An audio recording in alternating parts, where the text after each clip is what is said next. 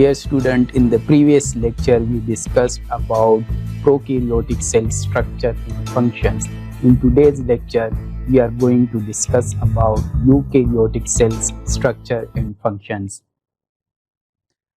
These are the contents of our lecture eukaryotes. Then we will study in eukaryote external structures, function of organelles, cell walls, cell membrane, organelles, fungi, algae, protozoa and parasitic helminths will be studied.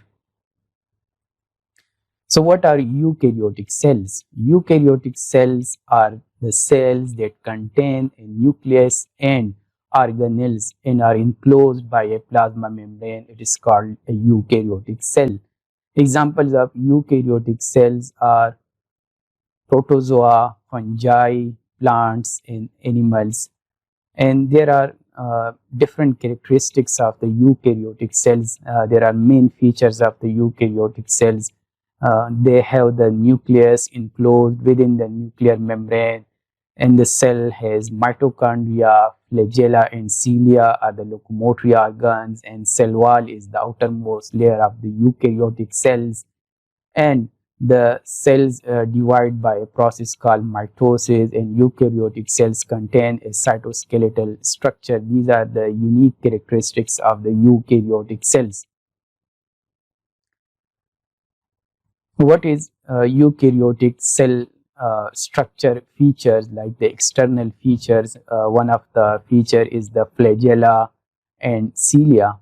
Flagella are few and long in relation to the cell size. Cilia are numerous and they are short.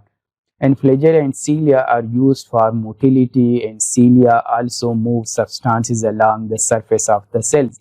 These both structures are present on the surface of the eukaryotic cells, and both flagella and cilia consist of an arrangement of 9 pairs in 2 single microtubules. Here are examples of those microorganisms, eukaryotic microorganisms which contain flagellum and cilia. One of the example is a micrograph of euglena. Here in this diagram, in figure A, you can see this is diagram of euglena and it contains a flagellum. And this diagram is an example of a micrograph of Tetrahymena, a common freshwater protozoan with many cilia distributed on the entire surface of this microorganism. And this structure is the internal structure of the flagellum and cilium, and it's showing 9 doublets microtubules and 2 central microtubules. And this is the structure of mycelium. This is the structure of cilium and flagellum, and this structure is arranged into in a shape that there are 9 pairs of doublet microtubules and 1 central microtubules and 2 central microtubules, arrangement of microtubules, and the pattern of the movement of eukaryotic flagellum is given here, that how they move in the direction, and this is the direction of the movement of the eukaryotic cell like euglena. Here you can see the combined diagram of a plant cell wall, plant cell only, and animal cell only, and there are many things which are present in both cells, and there are some parts which are not present in the animal cells but they are present in the plant cells. These are 2 examples of eukaryotic organism: fungal yeast cell and protozoan cell. And the structure of these are the structure of the 2 representative eukaryotic microorganisms. An illustration of a yeast cell, fungus, and the flagellated protist Peronemia. This is the yeast cell and this is the Peronemia. If you see to these both cells, both cells contain ribosome, they contain mitochondria, they contain endoplasmic reticulum, nucleus is present, pellicle is present only in this microorganism Peronemia, and nucleolus is present in the fungal cells, but this structure is not present in the paranemia. And cell wall is present in the fungal cell, and cell membrane is present in the both. Golgi apparatus are present in the both. Water vacuoles is present only in the paranemia, and there are storage vacuoles which are present only in the fungal yeast cell, and centrioles are also present in the paranemia, but they are absent in the fungal yeast cell. Here are some functions of the eukaryotic organelles. There are different organelles present in the eukaryotic organisms, in the eukaryotic cells, and one of the structure is the plasma membrane. Plasma membrane is the mechanical cell boundary, and it's selectively permeable barrier with transport system which mediates cell-to-cell interactions and adhesion to the surfaces, secretion, and signal transduction. Then another part of the cell is the cytoplasm, which is composed of cytosol is the liquid portion, and organelles and also organelles are present in this portion, and it is also location of many metabolic activities.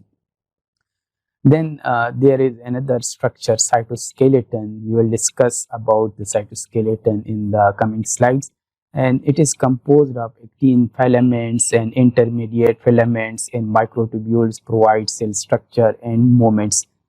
Another structure is endoplasmic reticulum. It helps in the transport of materials. It also helps in the lipid synthesis. Ribosomes are also present in these cells, which helps in the protein synthesis.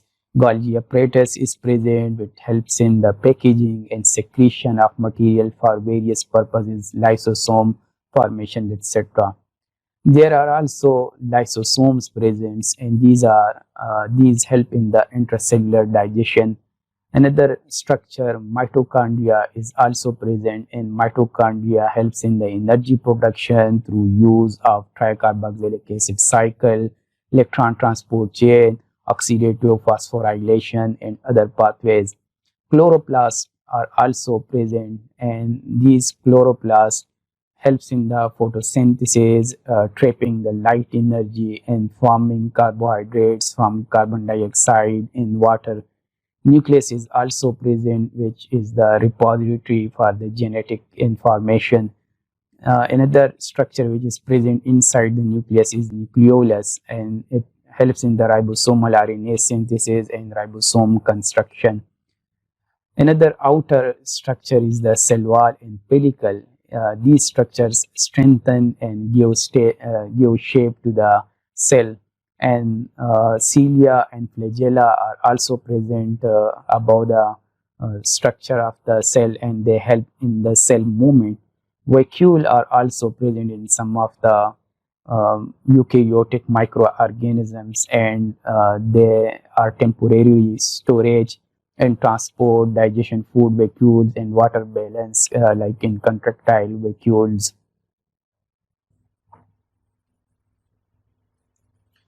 Another important structure is the cell wall and glycolics. The cell wall of many algae and some fungi contains cellulose, and the main material of the fungal cell wall is chitin. The main material of fungal cell wall is chitin, and yeast cell wall consists of glucan and mannane, and animal cells are surrounded by a structure which is called glycolics, which helps in the strengthening of the cell and which also provide a means of attachment to the other cells. Glucan is a polysaccharide, and mannane can be referred to a plant polysaccharide that is a linear polymer of the sugar mannose, and chitin is a fibrous substance which consists of polysaccharides. Another important part in the eukaryotic cell is the cytoplasmic membrane or the plasma membrane. Like the prokaryotic plasma membrane, the eukaryotic plasma membrane is a phospholipid bilayer containing proteins. Eukaryotic plasma membrane contains carbohydrates which are attached to the proteins and attached to the steroid alcohol sterols, which are not found in the prokaryotic cells except the mycoplasma bacteria. Then there is movement of material across the membrane by the passive processes used by prokaryotes and by active transport and endocytosis like phagocytosis, pinocytosis, and receptor mediated endocytosis. So, what is actually active transport? Active transport, when the molecules move across a cell membrane into a region of higher concentration, and this movement is assisted by enzymes and it requiring energy. So this is called the active transport. However, in passive transport is a movement of molecules in which substances move across the cell membrane without the need of energy input. This is called the passive transport. Then there is another process which is called phagocytosis. Phagocytosis is the ingestion of bacteria or other materials by phagocytes. And another process is pinocytosis. Pinocytosis is the ingestion of liquid into a cell by the budding of small vesicles from the cell membrane. So beneath the cell membrane is the cytoplasm, and the cytoplasm of eukaryotic cells include everything inside the plasma membrane and external to the nucleus. And the chemical characteristics of the cytoplasm of the eukaryotic cells resemble those of the cytoplasm of the prokaryotic cell. And eukaryotic cytoplasm has a cytoskeleton which is not present in the prokaryotic cells, and it exhibits cytoplasmic streaming. There are ATS ribosomes present in the cytoplasm, are attached to the rough endoplasmic reticulum, and these ribosomes help in the synthesis of protein, and it is made up of protein and ribosomal RNA. Organelles. Organelles are specialized membrane enclosed structures in the cytoplasm of the eukaryotic cells. And these organelles and these specialized structures are absent in the prokaryotic cell. One of the important structure is the nucleus. It is spherical or oval in shape, which contains DNA in the form of chromosome, and it is the most characteristic eukaryotic organelle. And it is the nuclear envelope is connected to a system of membranes in the cytoplasm called the endoplasmic reticulum. And it is the largest nucleus is the largest structure in the cell, and it contains all hereditary material, DNA material inside the nucleus, and some DNA is also found in mitochondria and chloroplast. And nucleus is surrounded by a double membrane which is called envelope, and tiny pores in membrane, nuclear pores, control the movement of the substances. There is a structure present in the nucleus which is called nucleolus, and within nuclear envelope is one or more these kind of structures, and they are condensed region of chromosomes. What are histones? Histones are actually proteins which help condense the nuclear DNA, and nucleosome is the structure which is consisting of a segment of DNA wound in a sequence around 8 histone protein cores. So this is called the nucleosome. You can see in the next slide the structure of nucleosome. In this diagram, we can see the eukaryotic nucleus, which is a micrograph of a nucleus, and drawing details of a nucleus. This one is the nucleus, and here you can see detailed figure of the nucleus. This is the nuclear pores, and this is the nuclear envelope, and this is the nucleolus, and this is the chromatin region, and these are the ribosomes attached. Here is the structure of nucleosome.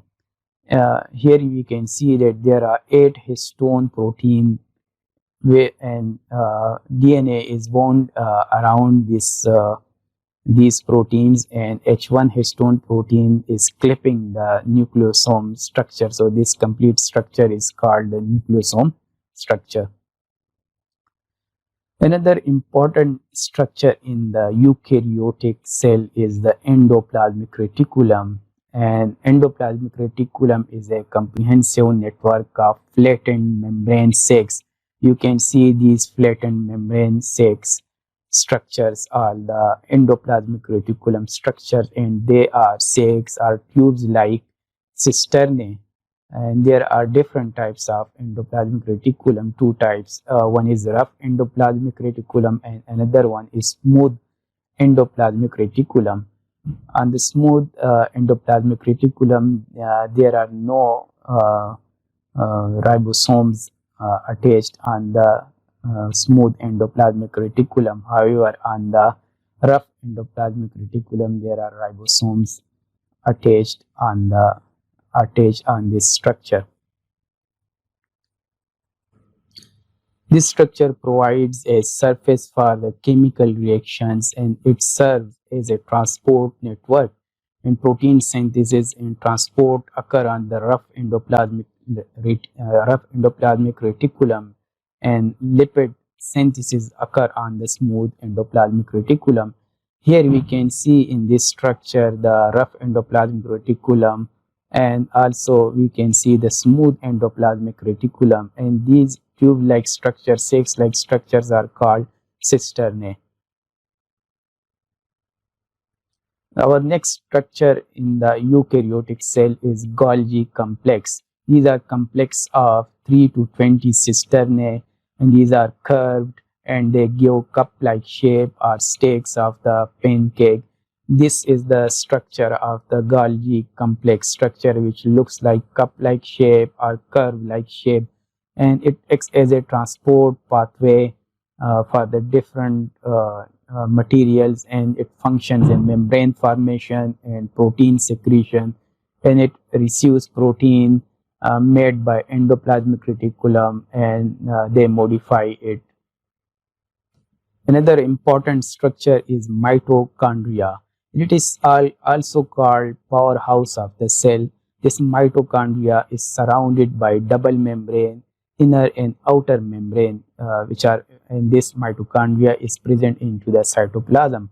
And here you can see this is the outer membrane and this one is the inner membrane. So here are two membranes present in the mitochondria, and it is surrounded by a double membrane, inner membrane and outer membrane. Inner membrane is folded, which is called cristae. This one is the inner membrane which is folded inside, and it is called cristae. And it is called powerhouse of the cell, and they generate energy. Both plant and animal cells have mitochondria, and it is site of the cellular respiration, burning of the glucose, and liver cells contain 1000 to 2000 mitochondria per cells also. They also contain mitochondria, and they also perform this reaction inside the liver cells.